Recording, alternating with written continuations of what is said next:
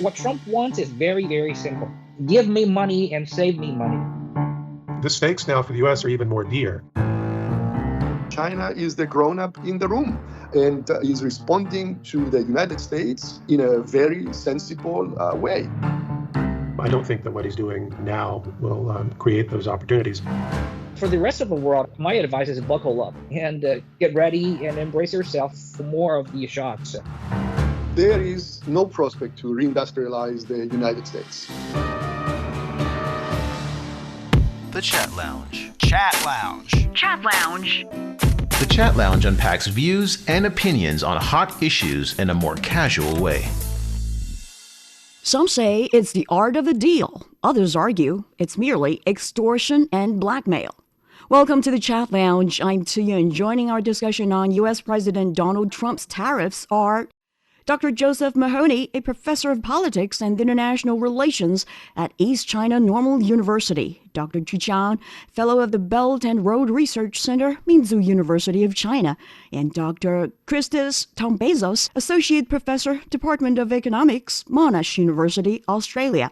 It's a great pleasure to have you all on the chat, gentlemen. Welcome. As widely expected, U.S. President Donald Trump has wielded his tariff stick, with the first strikes hitting America's two neighbors and China.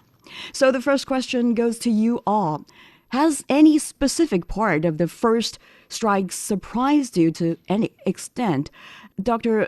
Tombazos, this is your first time on the show, and as you're from a country that has so far not been hit by the tariff stick, shall we begin with you, please? What's your response here? Well, thank you for having me on the show. So this is exactly what Mr. Trump did in 2019. He threatened the use of tariffs against Mexico and then accepted a set of pseudo-concessions by Mexico as the reason for suspending his decision to implement those tariffs. By now, Mr. Trump has established a well-known pattern of behavior: manufacture a crisis, resolve the crisis, take credit for resolving the crisis, and rally his base. At the danger of oversimplifying, much of Mr. Trump's behavior is theatrics. It is important to recognize that the so-called concessions by Mexico and Canada that allegedly motivated Mr. Trump to suspend the implementation of tariffs are anything but concessions. Let's take Mexico first. The promise by President Shane Bohm that allegedly appeased President Trump was the stationing of 10,000 troops at the border. But Mexico sent 15,000 troops to the border in 2019 and again 10,000 troops in 2021. In other words, Shane Bohm agreed to do what her country is already doing. And the case of Canada is very similar. Mr. Trump's decision to delay his plan to implement tariffs against Canada followed a phone call with Prime Minister Justin Trudeau, in which, as President Trump put it, Canada agreed to implement their $13 billion border plan. The wording here is important. Mr. Trump did not say that Canada announced a new plan, but rather that Canada will implement their plan. Note that Canada's $13 billion border plan was announced during the Biden administration. Of course, all this suggests that Mr. Trump picked a fight, saw the stock market decline, and caved in exchange for nothing. And this is the standard modus operandi that we observe over the years. Right. So you're saying that President Trump, what he wants is some obedient attitude from those two countries and make the whole world his theater. Yeah, I think he's expecting the message that these countries are obedient to his demands, even though in substance he's achieving absolutely nothing. Now, admittedly, this perspective oversimplifies certain things. I think the case of China is quite different, but we'll get to talk about that a little bit later. Certainly, when it comes to Canada and Mexico, though, I don't think he had any real demands. And he merely wanted the theater, which targets the domestic audience, his voters. He wanted to appear as the strong leader who makes demands and gets what he wants. In reality, the demands were rather unclear, imprecise, quite unreasonable to the extent that they were articulated, and he got literally nothing in return. And what about Dr. Chu? Has anything surprised you to any extent? Say the less than expected a 10% rate on some, not all, Chinese products? Well, I think I'm not quite surprised. Trump is not a hater. He is a businessman, a very shrewd businessman. You can call him and call his administration everything but stupid. I think they are not trying to be crazy. They're not trying to be stupid. They just try to shake off their, opponent, for example, like China, and other countries, and even their own alliances. This is just a tactic. Well, I think among his administration, among his team, there are many professionals, like the Secretary of the Treasury, like the Trade Rep Office, and they are professionals. They fully understand what they're doing right now. So I think this is a typical and a very classic, Texas Hold'em poker tactic. We call it bluffing. So by using this, they try to negotiate a better deal with, their opponent. For example, like China, for example, like Mexico and Canada. For them, especially with Trump and his Monroeism, basically they don't have so-called friends. They only have the one who can give them benefit or not.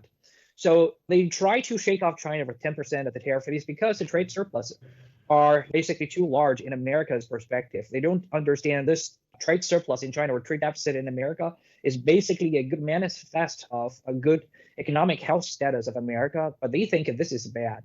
So they try to shake China off. But also, on the same time, they understand if they tried it too hard, they push it too far, inflation into America will skyrocket off the roof. They don't want to do that because that means a longer lasting inflation environment and also more tightened up interest rate environment. They don't want to see that. And also for Mexico and for Canada, I think these 30 days delay or even more days delay can be also expected. I don't think Trump really want to do that. It's also a bluffing tactic because that can create what we call the shocking wave towards Mexico and Canada to urge them, to coerce them into doing things that Americans want them to do. And also, they can set up an example telling some other third-party country that is, I'm okay to put up some policy against my own alliance as my own neighbor. So I wouldn't hesitate to, do the same thing to you if you are not that close to me, at least. So I think they're doing it right now. I think Mexico and Canada are dancing towards Trump's rhythm. They basically have no choice. They don't have any stake to bargain with Trump. So I think all things are playing out according to Trump's, playbook. I think it's very, very smart. And I think only China right now has been fully geared up towards Trump and all his, strategy, because we've been waiting for this moment for like 2 years ago. For the rest of the world, my advice is buckle up and get ready and embrace yourself for more of these shocks because they're coming. They're coming not only onto China, but coming onto the rest of the whole world. I think the whole world is well aware of that. And Dr. Mahoney, you're living in China. Were you surprised when you heard that the tariffs on Chinese products is only like 10%? Because a lot of people were expecting, I think the maximum is like 60%. Well, I think we all realize that if he imposed 60% tariffs across the board, that it would have destroyed the U.S. economy. It would have destroyed his position with his own voters, in so much as he, had offered to try to find solutions to high prices. And we know that tariffs simply push costs to consumers. I would disagree a little bit with my two colleagues, as an American who's lived in China for the past 14 years. So the extent to which I'm still an American, one could definitely question. But nevertheless, I find Trump so repulsive, both in terms of the policies that he undertook in his first administration, in terms of how he handled the pandemic, in terms of how he handled foreign relations. And I don't see anything to suggest that he's a smart guy or that he's doing things better now. So I would disagree slightly with Professor Chu's estimation that those are smart people. And I would underscore the point that he himself made, which is they don't really seem to understand the position of trade imbalances and what they signal for the U.S. economy. Probably later we'll talk about whether or not Trump's efforts really amount to a serious attempt to spur the reindustrialization of the United States. I don't think that what he's doing now will create those opportunities. So I don't know what he's actually gaining other than playing to his base, but that doesn't really change things long term. At the same time, I would go a little further. Professor Tombazos was a little too kind with some of the detrimental aspects in terms of what we've seen. What we haven't mentioned so far is what happened to Colombia and Panama. And in the case of Panama, things are still a little vague, and we don't yet really know what's going to happen.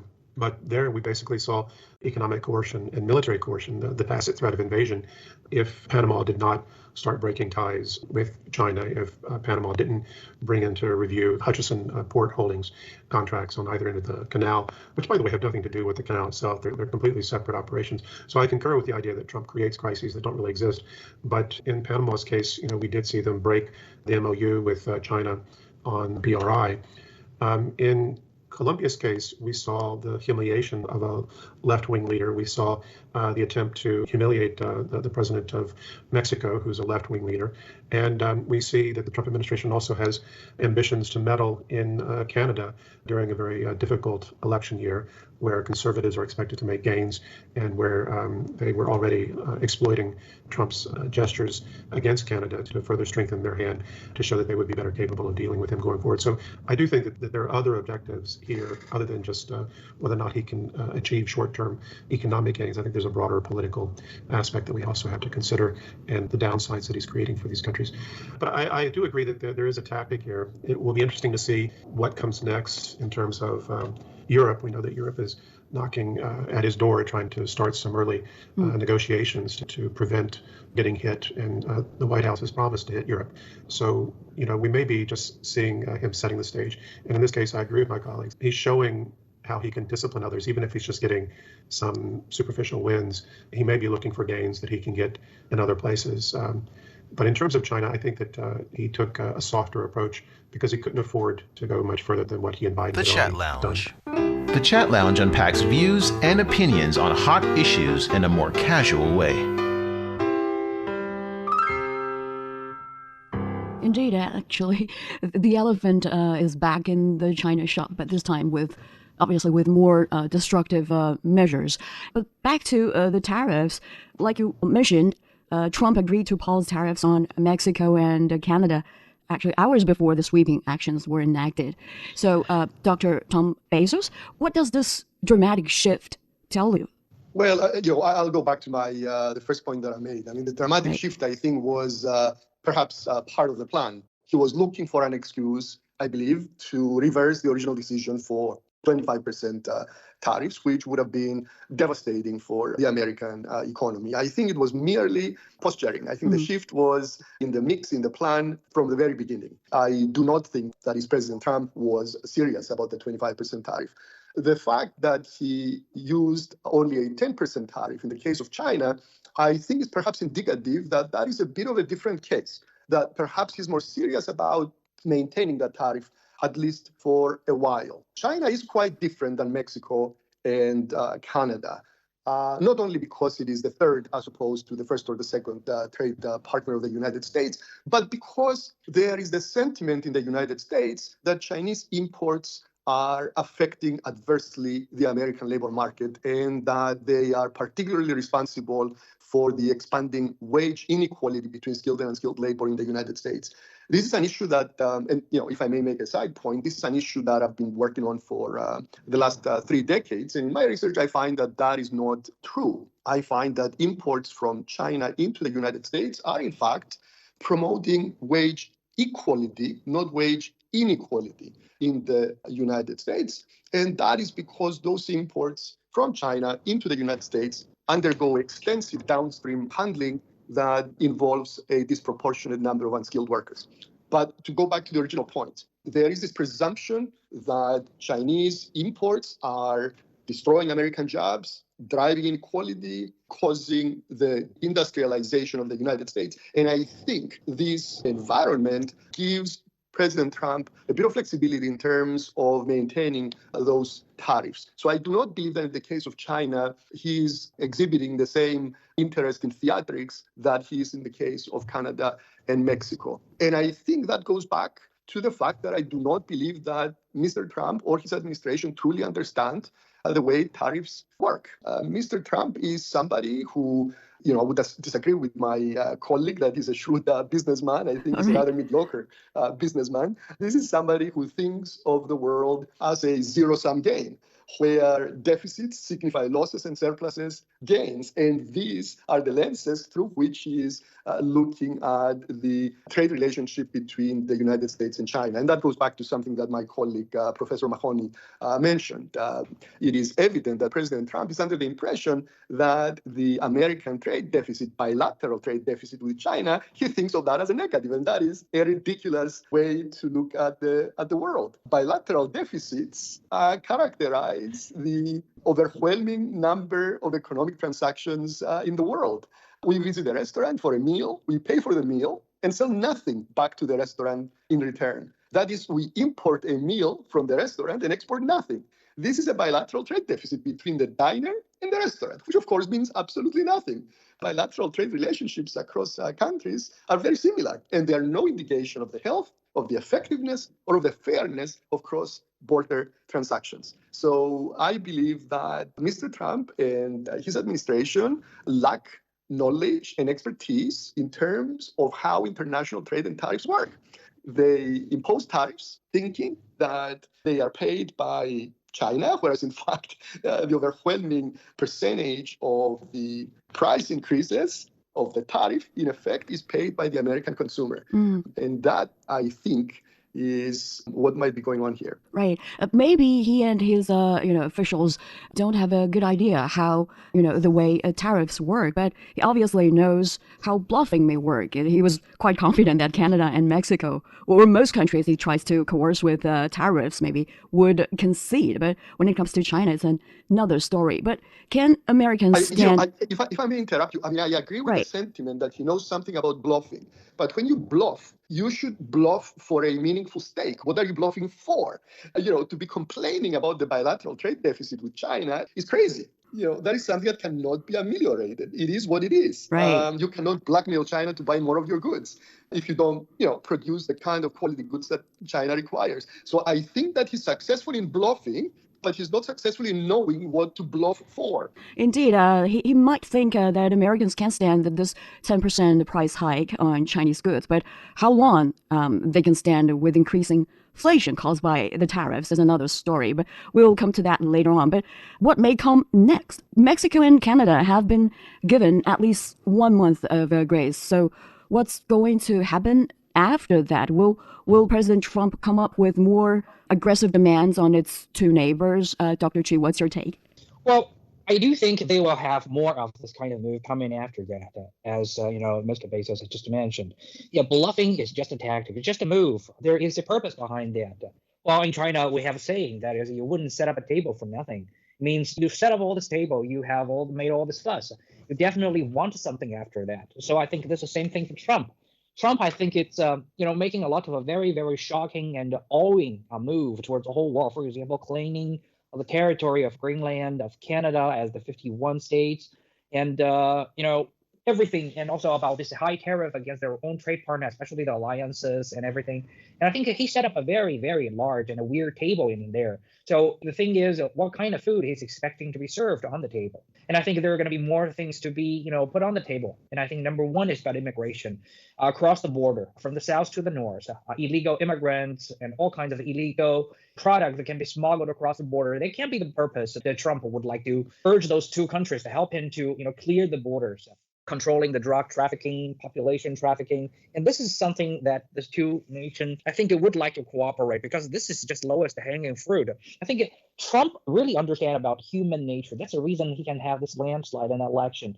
That he knows, if I'm a threatener, if I want to force you to cooperating with me, first of all, I will make a threat that I can deliver. For example, like 25% of the tariff. Yes, this is something is very realistic that I can deliver immediately within my own power. But when I say 25% or even 35, 45%, but eventually I give you like 10% or I give you 30 days delay.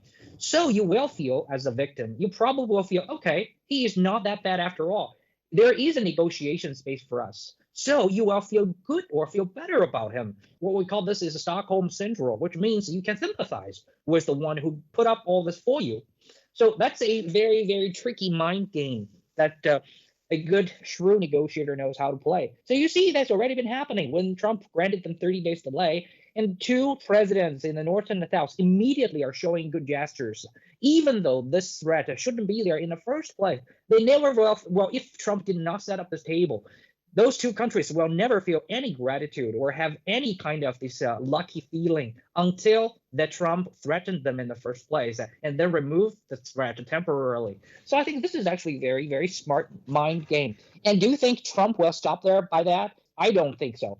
Because those two nations has already been cooperating with Trump, with also something they can deliver. Because Trump is very reasonable. They're not asking, okay, if I stop this 25% of the tariff, or if I immediately will implement this tariff, you should, cooperate with us. Otherwise, I will take you in as my, 51st state. Well, I probably think Canada wouldn't cooperating that soon. But Trump asked some favor that Canada can deliver, and it wouldn't hurt Canada's integrity. For example, cooperating with them, controlling the border, controlling the people or the product smuggling. Well, Canada think this is something, fair enough. We can do that. in order to avoid that, so kind of a stupid tariff. So they cooperated.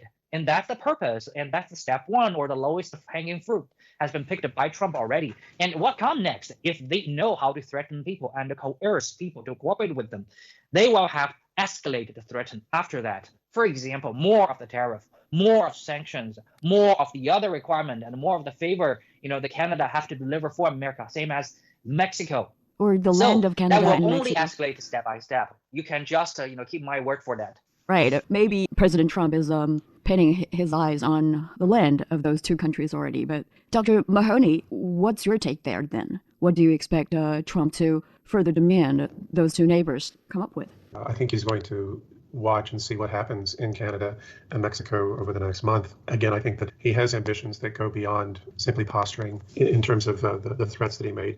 I do think he is trying to meddle in the internal politics of both of those countries, especially Canada. And I think that he's done this not only with the tariffs, but he's also done it with calling Canada the 51st state.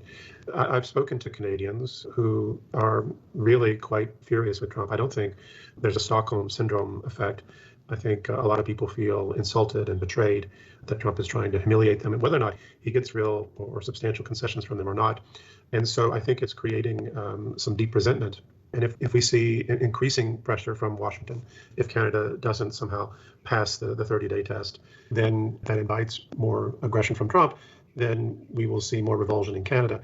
At the same time, I think there was already deep unhappiness with Trudeau, and of course he's on his way out, and we do expect a conservative government to win power. The question here is, how is Trump going to play this going forward to ensure that he doesn't endanger conservatives taking power? And how does he give conservatives in Canada a win a month from now, as opposed to giving Trudeau's party a win? So I think that it's a little more complicated than just pandering to the American base or just getting a superficial win. At the same time, there is sort of, again, the broader perspective of what is he playing for on the world stage. I do think that there is one thing that Trump understands. Whether or not he understands tariffs or basic economics or trade imbalances, I think it's very wise not to underestimate him or anyone in his administration. So on the one hand, I think that what they're doing is stupid policies, but I don't think that they're stupid people. I think we have to consider that they have other strategic goals in mind. And one of the things that I think that he's very, very clear on, and we've seen this in several statements that he's made, is that above all, he has to protect the power of the US dollar as the global currency, and he has to try to sustain American hegemony over the global financial system. So to what extent is he trying to set the table, to go to Professor Chu's analogy, to find deals ultimately that preserve the dollar and prevent de-dollarization, which is coming sooner or later. But once it does come, I think the broad perception is that the U.S. economy is a house of cards built on the dollar's relationship to deficit financing the U.S. military. So once that falls, then the U.S. falls as a global power substantially. This has been the Chat Lounge. When we come back, we'll check out the outlook for Trump achieving the vision of revitalizing America's manufacturing. Stay with us.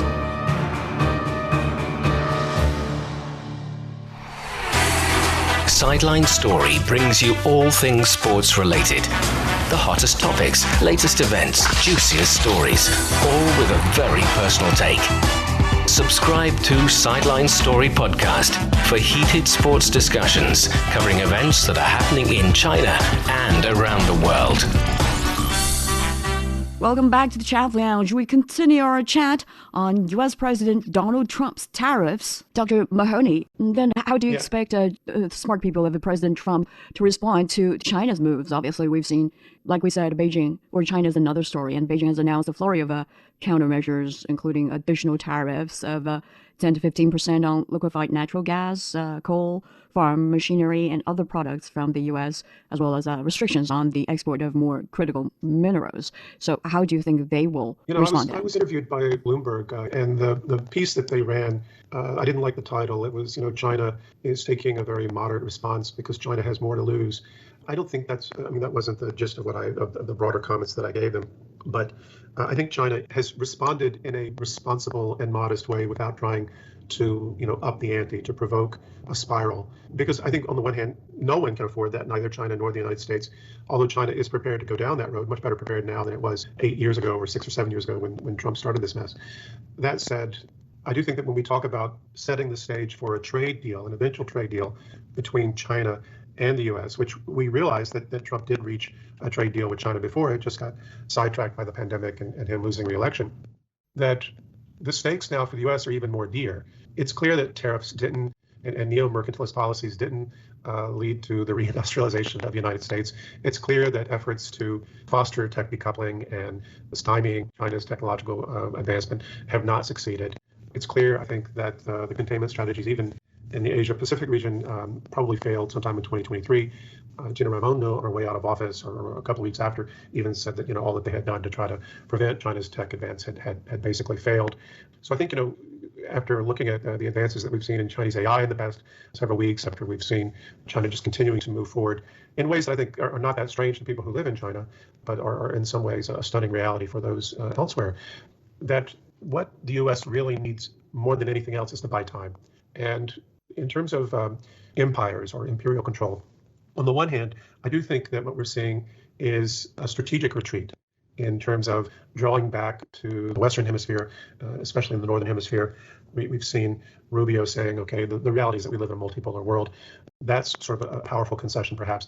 But at the same time, the U.S. needs to sort of sustain the position of the dollar and the position of the U.S. military.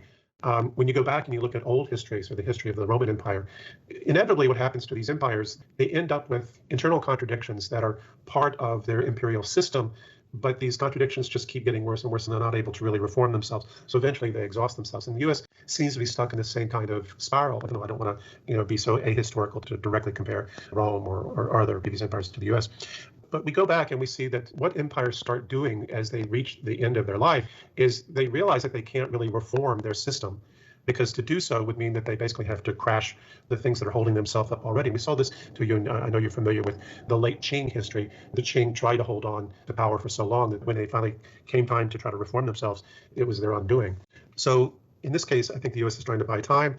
In terms of buying time, the number one thing it needs is some sort of commitment from China to continue to protect the dollar and not to accelerate efforts that Russia wants, that Iran wants, that other countries are maybe thinking they might want in terms of de-dollarization. So I think we're setting the table for that kind of deal sometime in the next year or so, because that's really the only thing that I think will work for the U.S. at this point in time. Yeah, maybe a lot of people are saying that the United States of today resembles a lot of the late Qing dynasty. But apart from buying time, I think maybe Washington also wants others to buy from them, especially, their European. Well, I don't know, because if the U.S. would sell its best products to China, then the trade gap would narrow substantially. The trade deficit would. The U.S. restricts a lot of the products that China wants to buy, so that's kind of silly. But and it does that out of fears of strategic competition militarily. The other thing is, why buy time? Is it just to buy time so you can stay on the top for a little bit longer? You're sort of in a perpetual crisis mode, perhaps. But another side of it is, there are other things that are happening when we look at, the mounting singularities associated with tech, but also climate change and pandemics. These are all still moving us down a dark path. And we know that the global south, where China is really building its position now, and China itself are some of the countries that are most vulnerable to these types of challenges. The global north has a little bit more protection from climate change. So there could be all sorts of strategic end games that are being played here. So if the U.S. can buy itself another 5, 10, 15 years, how does this, the dark art of climate change or other issues, change China's position? What happens when that we have these generational shifts in China, so forth and so on. So, there are a lot of other factors and variables that people start dreaming of when they're trying to buy time. Right, buying time so that they can, push China further down. But when it comes to Europe, as we speak, Trump hasn't given any order to impose tariffs on Europe, but he has said tariffs will happen with the European Union. And when it comes to Britain, he suggested Britain may be able to avoid extra tariffs from the U.S. Dr. Tombazos, what do you expect Trump to demand from the EU and Britain, respectively? I know you're originally from Greece. Maybe you have a better, clear from vision. Cyprus, actually, from Cyprus. All right. Where I'm, if I'm happy to answer your question, but before I do, I'm wondering if I may say one or two words about some of the things that Dr. Chu and Professor Mahoney mentioned. I think that both of my colleagues are crediting the Trump administration with a greater degree of rational thought than is evident. Professor Mahoney's thesis is particularly smart and very, very interesting, the buying time thesis. It is what he puts forth is perfectly reasonable and logical and thoughtful. And indeed, an American president would be behaving very much in accordance with Professor Mahoney's framework if that president were sufficiently thoughtful and sensible. I just doubt that this administration is as strategic and thoughtful as perhaps suggested in the buying time scenario. It has been said that the greatest mistake an adversary may do is to underestimate their opponent. I think that we are doing exactly the opposite with Mr. Trump. I think we are overestimating his thoughtfulness and abilities. He's not really playing three-dimensional chess. He's playing checkers. And yet we look at him playing checkers and we interpret what he does as if he is playing three-dimensional chess. And I do not believe that he does. Dr. Chu also, I believe, gives a lot of credit to the administration. He said that, the administration plays a smart mind game that resulted in good gestures by the leaders of Mexico and Canada. But, Dr. Chu, what are those good gestures? On behalf of Canada, the good gesture was to implement a plan that, in fact, was already in place. What sort of gesture is that, to implement a plan that you've already voted for and allocated a budget for? That's not a good gesture. That's actually nothing. And how about Mexico? Mexico promised to have 10,000 troops stationed, but it has already 25,000 troops. So what is the good gesture? Nothing. So I think that President Trump is, in fact, far less thoughtful than we give him credit. So that was by way of responding to some of the comments that my colleagues made. Right. Now, going back to your question on Europe, again, he's threatening tariffs without articulating demands, at least demands that make sense. I believe that in relation to the European Union, he mentioned only a couple of different things. He mentioned the European Union's treatment of American digital technology, and he'd like some of those taxes to decrease. And he is complaining about the imbalance between American and European car trade. I mean, these are, first of all, the car trade issue, cannot be resolved. Americans no longer make quality cars, and no European wishes to buy American cars, whereas Europe makes the best cars in the world, together, of course, with Japan and China and so on, but, some of the best cars in the world. So those kind of complaints are just childish. What about agricultural products then? That is a third point. And admittedly, when it comes to agricultural products, Europe is perhaps more protective than it should be. I believe that it should be far less protective than it is. But agricultural products is not really the highlight, or it gets lost. Even if we accept that might be a legitimate thing to put on the table, it gets lost in the mix of talking about car trade imbalances and digital technology taxes and so on. So what is he demanding then? Maybe European car makers or investors investing in the States? Yeah, I don't believe that the administration articulated exactly what they expect from Europe in relation to this. Right. I've only seen their grievances, but not a specific plan of action that they would like to implement. So I think that in relation to Europe, it's a case of Mr. Trump posturing for internal consumption in the hope that something good may come out of it. The world has a significant experience when it comes to trade negotiations. And we know that good outcomes result from sensible, good, healthy international relationships, not from threats.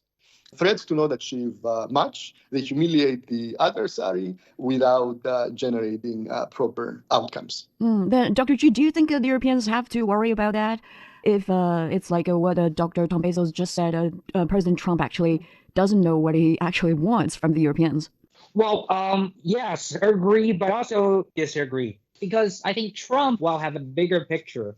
The bigger picture is a shake off everybody for money. Well, I don't think he's a hater, but basically he's still, trying to money-making purpose. So I think Trump right now, well, as I just said, he's going to, going after Mexico and Canada as well further. And later, I don't think European Union can rest assured. I think European Union will also face such kind of a blackmailing or threatening for the similar purpose. I think what Trump wants is very, very simple. Give me money and save me money. And that's it. How to do that? I don't think he has quite a clue. And also among the people around him in Mar-a-Lago, I think there are many different voices. According to my intel, that he's a team of staff and the team of Elon Musk, team of Silicon Valley giants, and all those people have a different opinion of how to do things And all the three forces, or even four and five or different more forces, surrounding Trump, will pull him to different directions and eventually make his move unpredictable. And Trump is a person who, do not like to make very, very tactical, detailed, plans or agendas. He's not a technocrat. He wants something clear and simple, and he orders that. No matter who can deliver that, well, if he likes you, he will do what if you tell him to do. If you don't trust you or don't like you, he probably wouldn't buy it. And that's how he is. So he's not a person of details, which makes his move very unpredictable, because all his details will be implemented by the underlings, well, probably with 3 or 4 different sects, and they will have their own agenda, very, very hidden agenda, and a very different way of doing things, which makes European Union or Canada or rest of the world should be really, really stay alert of, because you will never know where the next step is coming from and where it's going to. But just mind that he wants you to give them money, and that's it. Maybe, no matter how much you're going to pay or how much American people is going to pay, I don't think Trump have any plan about that. Maybe more military spending by those European or NATO countries in Europe. Yes, that can be true. The Chat Lounge. The Chat Lounge unpacks views and opinions on hot issues in a more casual way. And the EU is seeking actually early talks with the U.S. to avert Trump's tariffs. What if they fail? Which country would be most affected then, Dr. G? Well, I think most affected country can be Germany and France. To be very frankly, I don't think Trump likes the current person in charge of Germany and France. Macron is definitely not the one who is in the liking of Trump. And also, the Chancellor of Germany, Olaf, is basically also not, who Trump is like to associate with. So I think right now there is a trend in German politics and also in French politics that the right wing is coming into power, and it's going up very, very quickly. And if you can see the current, activities of Elon Musk has been, stand out and speak out for the right wing in the German politics a lot. So it keeps us in asking, who is behind that? I think eventually Trump is behind that. Trump wants to see Germany turn right, wants to see France turn right. And I think these two countries really have to be very careful, because they are the two leading engine of European Union's economy. Well, I think there's a third engine, that's Italy. But Italy has already been turning to extreme right with Meloni in the office, and everything turns to be very, very conservative. But considering that Italy still are not that influential like German politicians and the French politicians, so there's still a space to rewind a little bit. But if in France and in Germany, those engine or those leading nations in European Union, if they turn right, and I think it's going to be very, very, bizarre situation. We're going to see, very different from the past 20 years. I also have to remind you that in a Nordic country, in Norway and Sweden, there is a trend and sign that their politics also turning to be, turning right. So I think if the trend continues like today, I think within 3 or 4 years, the European Union will have a major right turn, and also the whole world political and economic scenario is going to be changed for good. And a quick question to Dr. Tombazos. What other nations or blocs do you expect Trump to target with tariffs? India, Japan, or Australia? Well, as I argued throughout this discussion, Mr. Trump is not a rational agent. In this light, we may only speculate.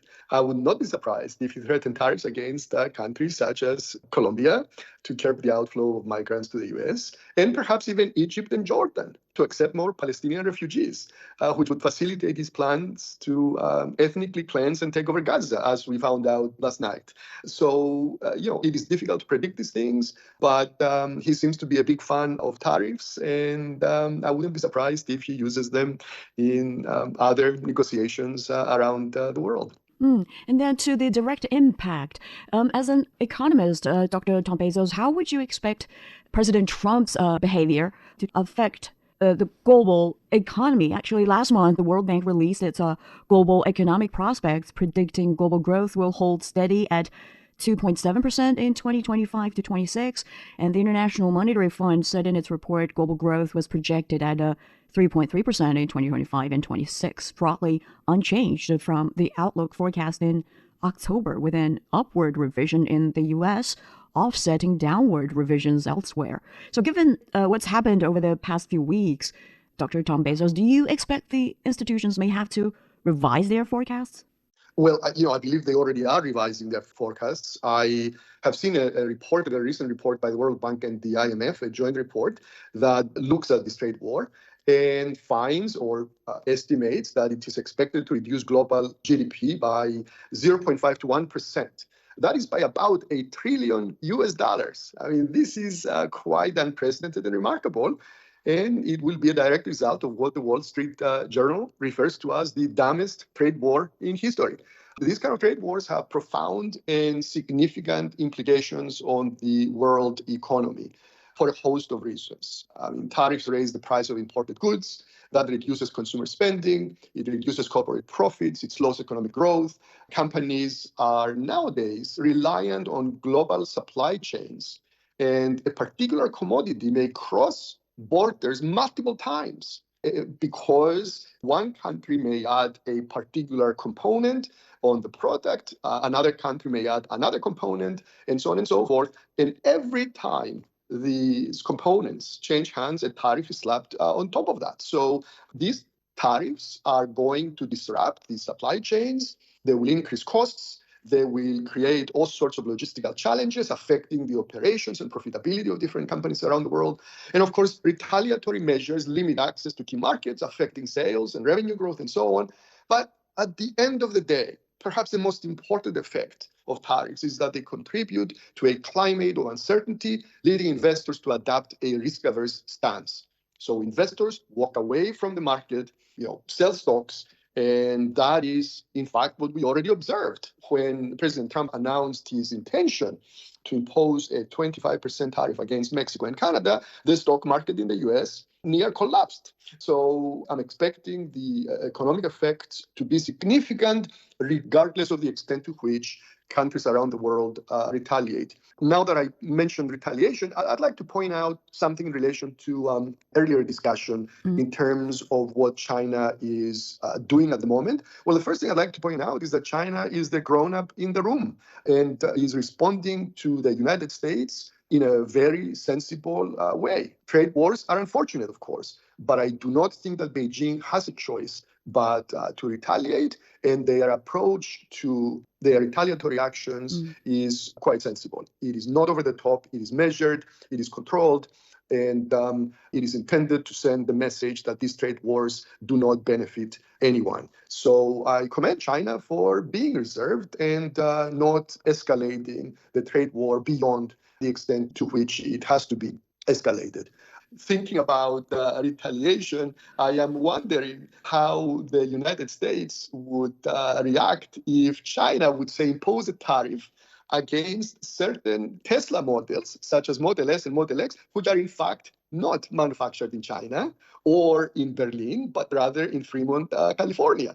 I would imagine that a simple tariff on specific Tesla models would get the message through to President Trump that these kind of trade wars are not benefiting anyone. In fact, I would imagine that something like this would resolve the trade war in about 24 hours, when Elon Musk understands that this trade war nonsense is, in fact, affecting everyone and causing significant problems for the American economy and himself in particular. You said China's the grown-up in the room, so I suppose China wouldn't do that because it knows that it's a double-edged sword. And then how do you expect Trump's behavior to affect Chinese economy then, very briefly? Well, I mean, it would certainly have a negative effect on the Chinese economy. Heavily affected?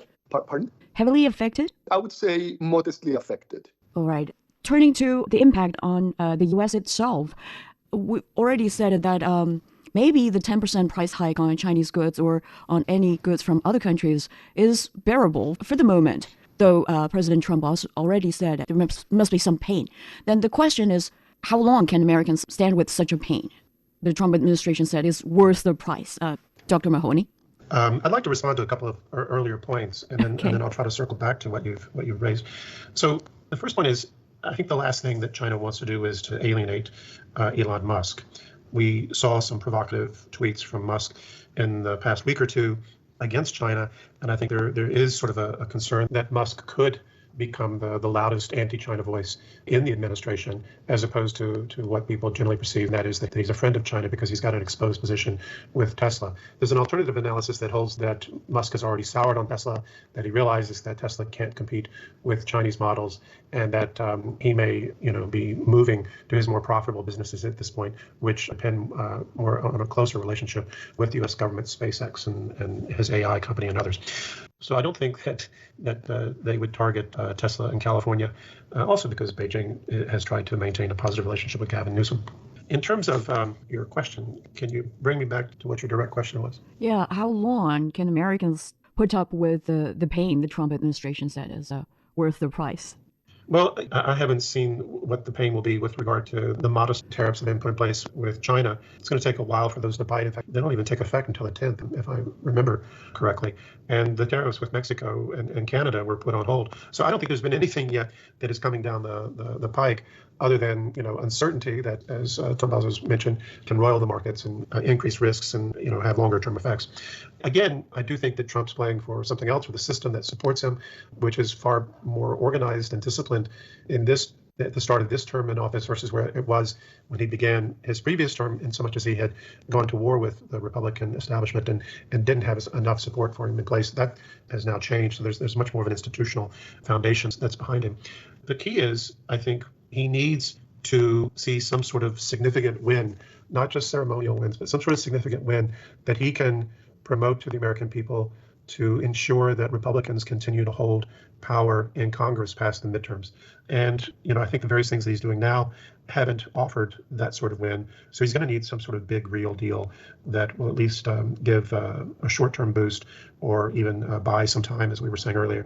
Otherwise, he risks losing the midterms and being a lame duck for his last 2 years in office, which I think he desperately wants to avoid, even if he doesn't understand the fine art of economics. And the last question also to you all, it's the outlook, although I think some of you already touched upon this earlier in the show, but Trump has emphasized using tariffs to bolster America's reindustrialization and encourage foreign businesses to establish factories within the U.S. So how far do you expect him to go with this strategy? Could there be any U-turn, or he stop what he's doing abruptly? And what's the outlook of Trump achieving his vision? And let's begin with Dr. Chu. Well, I think right now what Trump really want to achieve is, Monroeism, isolate America and just try to do what he's promised, MAGA, American first, and, make America so-called great again.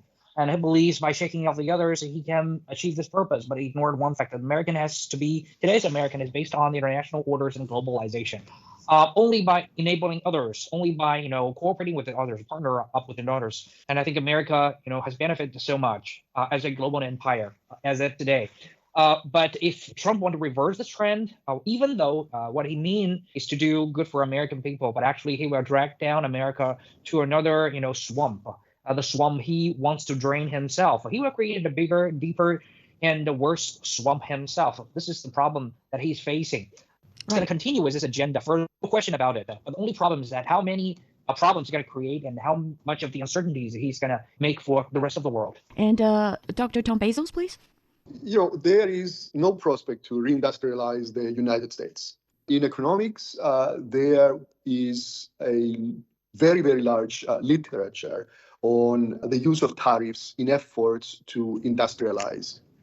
This literature comes under the title of import substitution industrialization and works like this.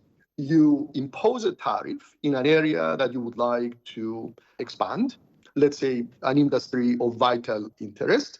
The tariff keeps foreign imports out of the country, that allows the domestic industry to expand, to cover the space that was previously occupied by foreign imports. And the hypothesis is that that is how you achieve industrialization. Now, there have been countless economic experiments over the years. This theory was very popular in the 1940s. It was used in the 1950s extensively, 60s, 70s, and so on, when it was understood that it simply does not work. Yes, you can use this policy to force resources to flow from certain sector of the economy to other sectors. That you can achieve, but that is not industrialization. That will not give you the comparative advantage that is required to be able to stay in business in the absence of government protection. For that, you require technology, you require education, you require a healthy economy that engages in free trade. Free trade, in fact, is the greatest disciplining mechanism that we know. If you engage in an environment of free trade, you need to be the best at what you do. You need to stay competitive, adapt the latest technologies, the latest logistical mechanisms, the latest distribution frameworks, because otherwise you lose your business. But if the United States can straighten up or come up with a better development of those sectors, technology, education, like what you just mentioned, can they get reindustrialized? Because, the Institute for Supply Management said U.S. manufacturing actually grew for the first time in more than 2 years in January. Its PMI increased to 50.9 last month. Isn't it some good sign there? Right. Absolutely. So, but that is an outcome that you achieve by providing technology, facilitating the development of technology, by facilitating education, by facilitating industrial training, not through tariffs. Tariffs are not going to achieve that outcome. Tariffs are merely able to shift resources in the economy from the efficient sectors to the inefficient sectors, but they do nothing to correct or improve the inefficiency of the sectors themselves. Whereas technology, education, and so on are the catalyst for industrializing and improving the performance of any economy. And I believe those numbers that you mentioned pertaining to the recent performance of the American manufacturing sector were the result of the Biden administration's very heavy emphasis on facilitating those inputs that are required for industry to become efficient and productive. All right. And last but not least, Dr. Mahoney, please. Yeah, I think it's funny because I wrote my undergraduate thesis on Getulio Vargas's ISI policies, and the one thing that I recall is that they don't work. And we all know what happened to him politically, or at least we should. But in any event, I think one of the things, we look at a couple of things. The first is we saw the United States pursuing these policies where they were pressuring companies like TSMC to locate bigger operations in the U.S. And it's interesting that these firms have really struggled to establish and begin producing, even though something like chips manufacturing is something that's so important to the American strategic worldview. What they find is that American workers and local jurisdictions are finding it very, very difficult to actually work in those industrial models. The second thing is I think there's been some speculation that maybe Trump wants to induce Chinese investment and Chinese manufacturing in the United States, and that could include EVs. And of course, I'm sure his good friend Elon Musk might be disappointed by that, but Trump has betrayed and abandoned comrades in arms in the past. That said, I've been to the most advanced Chinese EV plants in China that are more advanced than Musk's gigafactory here in Shanghai. And you can have an entire factory line that has only 3 workers on it. So we're not talking about bringing a lot of jobs to the U.S. if you start seeing these types of investments. And if you're going further down the value chain, then of course you're looking at other issues. The final point here is that when Vargas and others were pursuing ISI policies, they weren't living with the recognition of what reality they were in. And I think one of the things that, whether Trump understands it or those around him understand it or not, we're in this period that is referred to by many as the fourth industrial revolution. So the idea that you would industrialize, the idea that you would be able to rebuild your infrastructure and compete with China, which is already so much further ahead, already has the foundation, is much further ahead in tech development than many people realize. But not just that, how China functions as an advanced technological society in terms of how it organizes and leverages infrastructure, people, government, industries in a way that produces these highly efficient manufacturing and supply chain and logistics and so forth and so on. We're now in China transitioning to the next thing. We're moving up the value chain. So the idea that the U.S. wants to reindustrialize is sort of a 19th century or 20th century way of thinking that was disproved in the 50s and 60s, even in the 40s. So I don't know where that ends up, but the prospects are not very good. Adding to what you've just said before we sign off, I don't want to end with some negative note, but let me quote Mao Zedong, the founding father of the People's Republic of China, who said in his 1940 speech, "New democratic constitutional government. Whoever tries to profit at others' expense will come to no good end." With that, we wrap up this session of the Chat Lounge. Many thanks to Dr. Josef Mahoney, Professor of Politics and International Relations at East China Normal University, Dr. Christis Tombazos, Associate Professor, Department of Economics, Monash University, and Dr. Qiang, Fellow of the Belt and Road Research Center, Minzu University of China, for sharing your insights. The show is available on all major podcast platforms. Please email us your comments at radio@cgtn.com. I'm Tuyun. Thank you for listening. We'll have more chat at the Chat Lounge next week.